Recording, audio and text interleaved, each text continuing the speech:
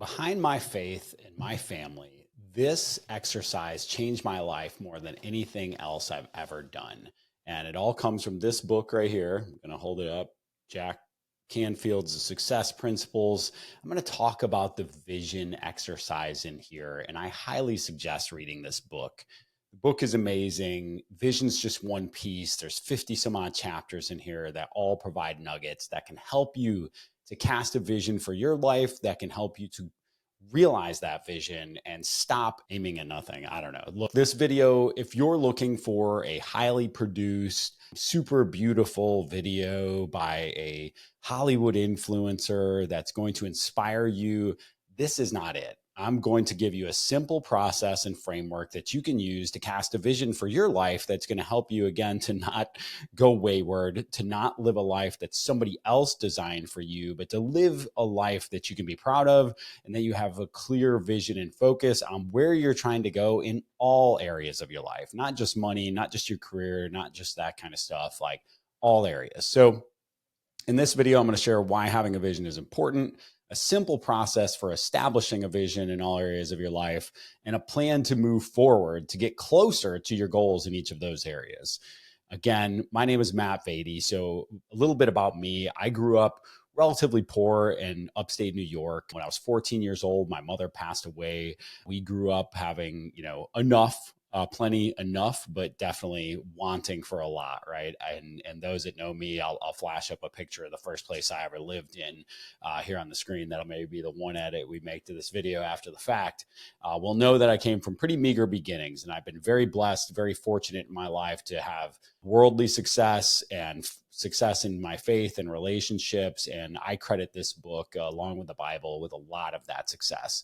And so I want to make sure that I share this with as many humans as possible, so that hopefully it will help. If just one person watches this video and you're able to get a little bit more clarity in the vision for your life and be able to accomplish some things that are meaningful to you and your family, that will bring me great joy and peace. So I hope that happens. Why does this matter? Why does having a vision matter? Well, in the book, they talk a lot, first and foremost, about just the importance of visualization. And they get into some science around, hey, your brain visualizing things is going to make you more likely to achieve them.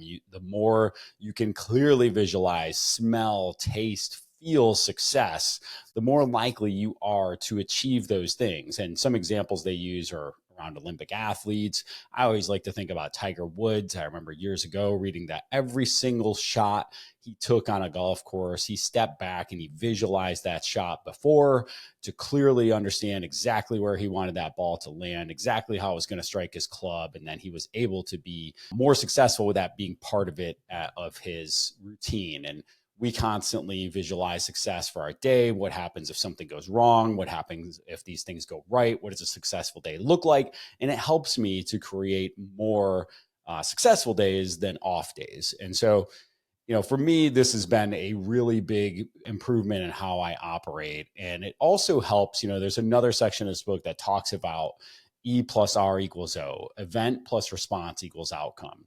And the reason a vision is so important is because oftentimes people get hung up in this event plus response equals outcome. So something happens and their response dictates the outcome. But in reality, they blame the event on the outcome, not their response. In reality, we all have the ability to respond positively, to respond, with the hard work, with the necessary intention that it takes to create better outcomes for ourselves. So for me, growing up, things that occurred to me, I had negative responses and then I had negative outcomes as a result.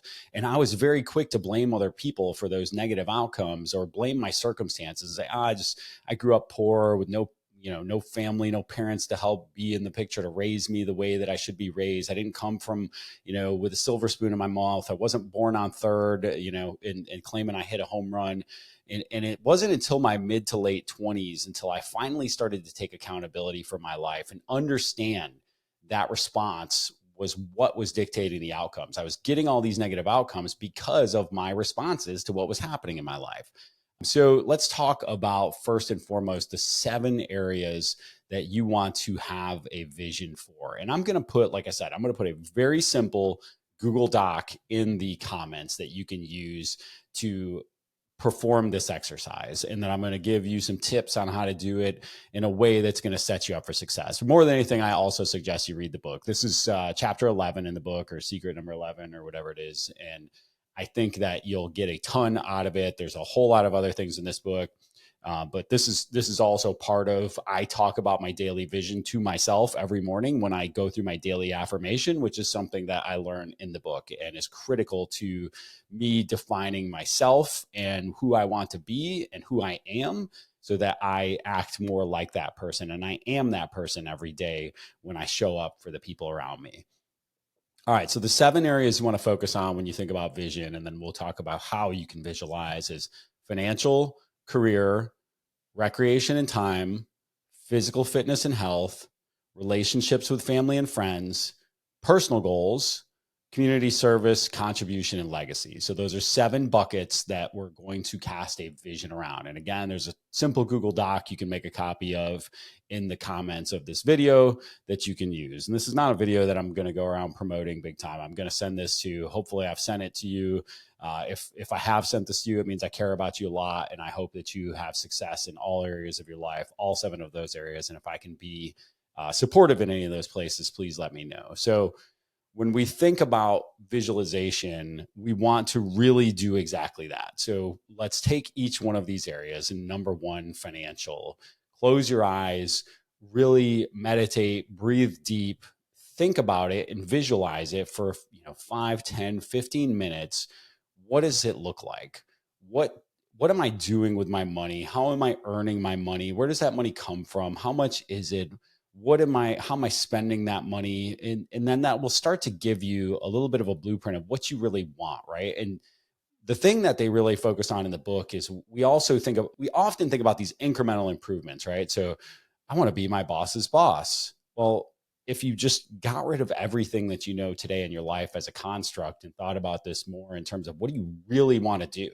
What is that thing? Like maybe you wanted to be an actor or a lawyer or a doctor when you were a kid. And now you think because I'm 30 years old, it's too late.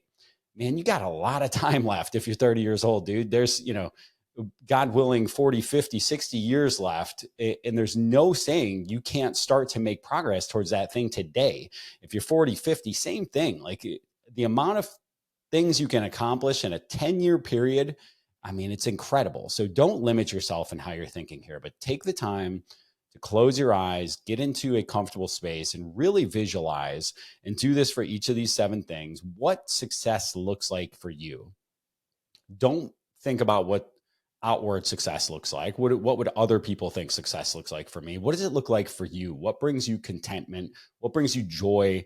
What brings your passions to life? And then spend some time writing that down and go through that for each of these 7 things. So take the time to visualize what success looks like, then write it down and really open up. This is sort of the no bad ideas section, right? Like just let it flow, let it be, and then you can cull it down later and make it clearer. We'll talk about what that looks like too, and some really fun ways to make it clear. So do that for each of the 7 areas. And then once you've done that, now you've started to get a little bit clearer around what are some of the things you want to do. And what I will often do, I used to teach this as a course, just not really a course, but like a 1-day session at the local homeless shelter.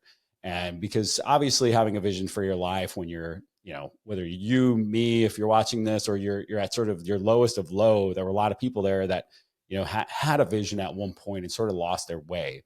And my goal was to help them get back on their way and really see that vision clearly again. And I hope that this helps for you too. But so once we have each of those 7 areas, and this is going to take a little bit of time, man. Like if you're looking for the quick fix on how to cast a vision for your life, and you're looking for, just a quick fix to the life you want, that's not how life works. Like I tell my kids all the time, the only place success comes before work is in the dictionary. It doesn't work that way. And so we need to take a little bit of time. This might take you more than one session. It might be just something you sit down for a couple hours and knock this out. That's what I did. I just got really into it.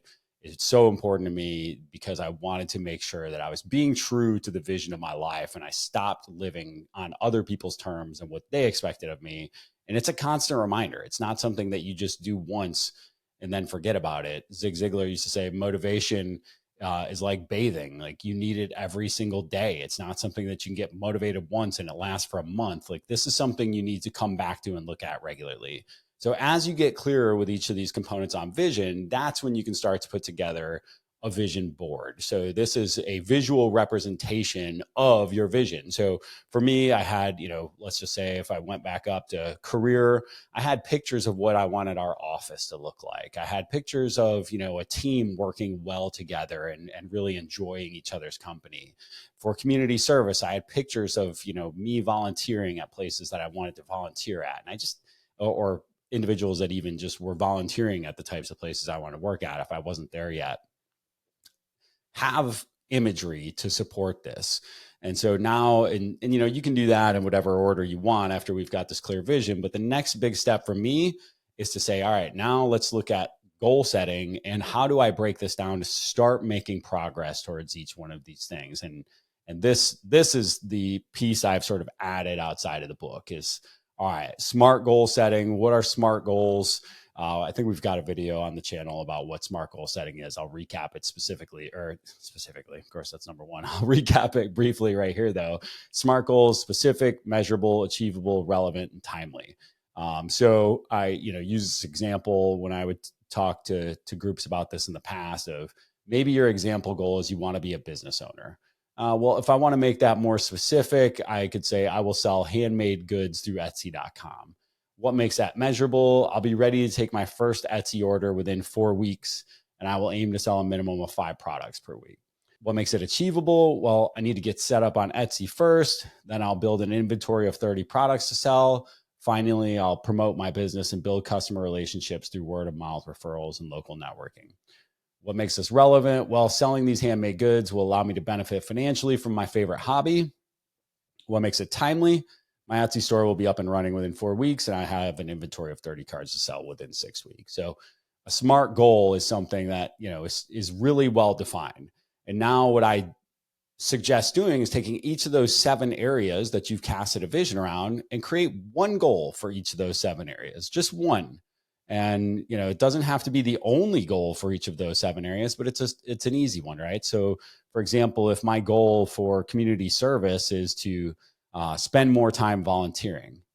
Okay, well, let's make that specific, measurable, achievable, relevant, and timely. Well, I want to volunteer my time with the youth and serve them in a way that will help to set them up for success. Measurable, I would like to volunteer once a month.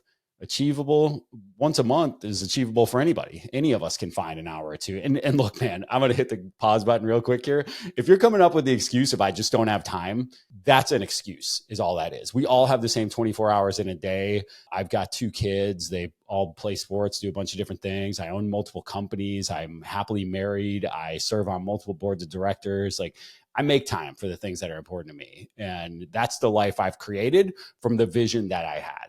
I'm living the life I wanted because I'm making the time for the things that are important to me. And so, people can criticize how I spend my time all they want, but they didn't cast the vision and they're not the ones living the life that I'm living because they've created this time and this space for themselves to achieve their goals. So take each of those goals, create that SMART goal. Sorry, I'll finish that off. I forgot where I left off on the volunteering thing, but you get the point, right? It gets very simple when I say, hey, I want to volunteer more. I want to be a servant. Well, how do I get into that and into a cause that means something to me and get into that goal? So now I've got a goal. So one goal for that. All right, start volunteering more. And then what's the first step to achieving that? Well, I'm going to reach out to 3 organizations that serve youth in a way that I want to help and see how I can get plugged in. And it's just that simple, right? So now you're talking in a matter of a couple of hours, you've got an action plan to how to get closer to achieving your vision in all 7 critical areas of your life. And the more you focus on this, the more you will start to see resources align in your life. There is very real energy around this that it's just like one of those things when you think about getting a new car and you get looking for a new Subaru and then you start seeing them everywhere. You'll start to see the opportunities align once the vision is clear. And that's the most critical part, though, is having that clear vision. Because if you have no target, you will hit it every single time.